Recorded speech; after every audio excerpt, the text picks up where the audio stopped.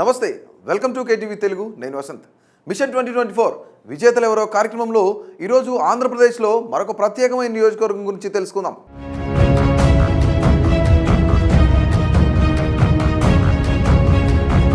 ఉభయ గోదావరి జిల్లాలో నరసాపురం నియోజకవర్గానికి ఓ ప్రత్యేకత ఉంది. కాపుల కిల్లా అయిన ఆ నియోజకవర్గం ఒకప్పటి టీడీపీకి కంచుకోట. కానీ ఇప్పుడు జనసేన రెండో స్థానంలో ఉంటుంది. వచ్చే ఎన్నికల్లో పొత్తులు ఖాయం కావడంతో ఈ సీటు జనసేన పార్టీకి కేటాయించడం ఖాయమైంది. పొత్తులతో నరసాపురంలో జనసేన పార్టీ భారీ మెజార్టీతో గెలుస్తుందన్న రిపోర్టులు కూడా వస్తున్నాయి. దీంతో వైసీపీ హైకమాండ్ ఈ నియోజకవర్గంపై పెద్దగా దృష్టి పెట్టడం లేదు. నరసాపురం అసెంబ్లీలో వైఎస్ఆర్సీపీ నేత ముదునూరి ప్రసాద్ రాజు సిట్టింగ్ ఎమ్మెల్యేగా ఉన్నారు. రెండోసారి గత ఎన్నికల్లో ప్రసాద్ రాజు ఇక్కడి నుంచి విజయం సాధించారు. అందుబాటులో ఉండే నేతగా ఆయనకు మంచి పేరున్నా హామీలను నెరవేర్చలేకపోయారనే అసంతృప్తి జనాల్లో కనిపిస్తోంది. ఇది ఇక్కడ వైసీపీకి మైనస్ అయ్యే అవకాశం ఉంది. 2019 ఎన్నికల్లో జనసేన ఇక్కడ రెండో స్థానంలో నిలిచింది. ఇక్కడ కాపు సామాజిక వర్గం ఓట్లు ఎక్కువ. జనసేన ఇన్ఛార్జిగా ఉన్న బొమ్మిడి నాయకర్ మరోసారి పోటీలో నిలిచేందుకు సిద్ధమవుతున్నారు. టీడీపీ నుంచి పొత్తూరి రామరాజుతో పాటు ఎన్ఆర్ఐ కొవ్వాలి యతిరాజ రామ్మోహన్ నాయుడు టికెట్ ఆశిస్తున్నారు. మాజీ ఎమ్మెల్యే బండారి మాధవనాయుడు కూడా టికెట్ కోసం చాలా ప్రయత్నాలు చేస్తున్నారు. టీడీపీ వర్గ పోరాటం ఎక్కువ కావడంతో ఈ స్థానాన్ని జనసేనకు కేటాయించడానికే ఎక్కువ అవకాశాలు ఉన్నాయి. నరసాపురం నియోజకవర్గంలో కాపుల ఆధిక్యత ఉంటుంది. వారితో పాటు ప్రభావం చూపేలా రాజులు ఉంటారు. దళితుల ఓట్లు ఎక్కువే. మత్స్యకారులు కూడా 20,000 మంది వరకు ఉంటారని అంచనా. ఈ క్రమంలో అత్యధికంగా ఉన్న కాపులకే ఎక్కువ పార్టీలు టికెట్లు కేటాయిస్తూ ఉంటాయి. ప్రజారాజ్యం పార్టీ పెట్టిన తర్వాత ఇక్కడ గెలవకపోయినా రెండో స్థానంలో నిలిచింది. జనసేన పార్టీ కూడా గత ఎన్నికల్లో రెండో స్థానంలో నిలిచింది. 2 సార్లు ఓట్లు చీలిపోవటం వల్ల ఓసారి కాంగ్రెస్, మరోసారి వైసీపీ విజయం సాధించాయి. 2014లో జనసేన పార్టీ పెట్టినా పోటీ చేయలేదు. టీడీపీ అభ్యర్థికి మద్దతు ప్రకటించారు. అందుకే అప్పుడు టీడీపీ అభ్యర్థి బండారు మాధవనాయుడు విజయం సాధించారు. తర్వాత టీడీపీ క్రమంగా బలహీనపడుతూ వచ్చింది. జనసేన తరపున గత ఎన్నికల్లో పోటీ చేసిన బొమ్మిడి నాయకర్ కాపు సామాజిక వర్గానికి చెందిన వ్యక్తి కాదు. ఆయన మత్స్యకార వర్గానికి చెందిన నేత. అయినప్పటికీ పవన్ కళ్యాణ్ దగ్గర మంచి పలుకుబడి ఉండటంతో ఆయనకే సీటు ఖరారవుతుంది. బొమ్మి నాయకర్ తండ్రి టీడీపీలోనే ఉండేవారు. తర్వాత నాయకర్ జనసేనలో చేరారు.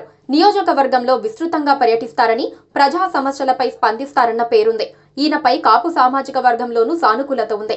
జనసేన పార్టీ అభ్యర్థికి సామాజిక వర్గంతో సంబంధం లేకుండా కాపులంతా అండగా నిలబడతారని గత ఎన్నికల్లో ఓటింగ్ సరళి కనిపిస్తోంది. నరసాపురం నియోజకవర్గం ఒకప్పుడు టీడీపీకి కంచుకోట. టీడీపీ తరపున కొత్తపల్లి సుబ్బారాయుడు కీలక నేతగా ఉండేవారు. ఉమ్మడి రాష్ట్రంలోనే ఆయన కీలక మంత్రిత్వ శాఖలను నిర్వహించారు. కానీ రాజకీయంగా ఆయన పలు పార్టీలు మారటంతో ప్రభావం కోల్పోయారు. ప్రస్తుతం ఆయన ఏ పార్టీలోనూ లేరు. ఆయన టీడీపీలో చేరినా టికెట్ ఇచ్చే పరిస్థితి లేదు. తర్వాత టీడీపీ నుంచి బండారు మాధవనాయుడు వంటి నేతలు తెరపైకి వచ్చినప్పటికీ పార్టీ కంచుకోటను కాపాడటంలో విఫలమయ్యారు. పలువురు నేతలు టికెట్ల కోసం పోటీ పడే పరిస్థితి ఉండటంతో వర్గ పోరాటాన్ని నివారించడానికైనా సరే ఈ సీటును జనసేనకు ఇవ్వక తప్పని పరిస్థితి కనిపిస్తోంది. పశ్చిమ గోదావరి జిల్లాలో జనసేన పార్టీకి ఖచ్చితంగా కేటాయించే నియోజకవర్గం కూడా నరసాపురమే కావచ్చని భావిస్తున్నారు. పొత్తుల్లో ఉన్నప్పుడు సహజంగా సిట్టింగ్ స్థానాలు, రెండో స్థానంలో నిలిచిన స్థానాలను ఆయా పార్టీలు పట్టుబట్టి తీసుకుంటాయి. ఇది కూడా జనసేన ఖాతాలో నరసాపురం పడుతుందనటానికి కారణం అనుకోవచ్చు. రాజకీయ కారణాలు పక్కన పెడితే నరసాపురం నియోజకవర్గంలో గత 5 ఏళ్లలో కనీసం రోడ్లు కూడా వేయలేకపోవడం, చిన్న చిన్న పనులు కూడా చేయకపోవడంపై ప్రజలు అసంతృప్తిలో ఉంది. రైతులకు గత ప్రభుత్వం వచ్చే అనేక పథకాలు నిలిచిపోయాయి.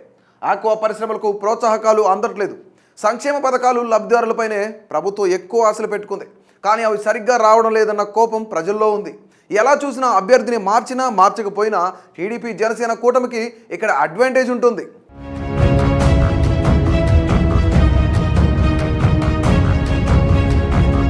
సో ఇలాంటి మరిన్ని ఇంట్రెస్టింగ్ అప్డేట్స్ కోసం, అలాగే AP political minute to minute updates కోసం మా కేటీవీ తెలుగును సబ్స్క్రైబ్ చేయండి, అలాగే ఫాలో చేయండి. మరిన్ని ఇంట్రెస్టింగ్ అప్డేట్స్ కోసం చూస్తూనే KTV Telugu.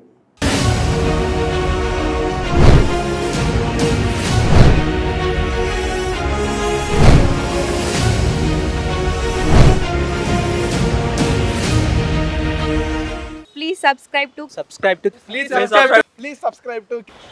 to KTV Telugu. KTV Telugu channel.